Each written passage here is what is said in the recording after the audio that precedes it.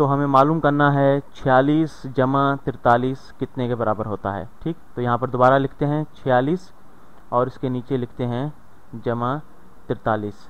ठीक, इन्हें जमा करते हैं तो यहाँ पर देखें 6 इकाई की जगह पर है और 3 इकाई की जगह पर है। इन्हें जमा करें 6 जमा 3 तो ये 9 के बराबर होता है। ठीक, ये आप जानते हैं।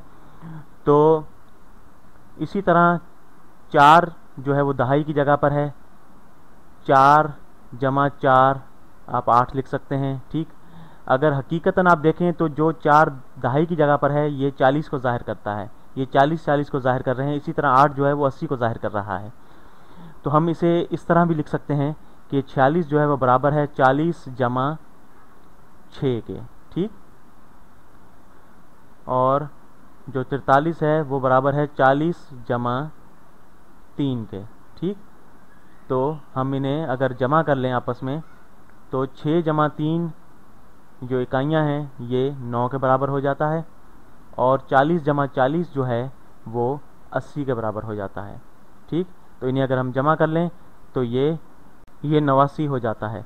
ठीक, यहाँ पर ये इसे फैलाने का मकसद मेरा ये है कि यहाँ पर जब हम 4 को 4 से जमा कर रहे हैं तो हकीकतन हम 40 को 40 में जमा कर रहे हैं और ये 80 हो जाता है। ठीक, तो हमारे पास जवाब आया 89।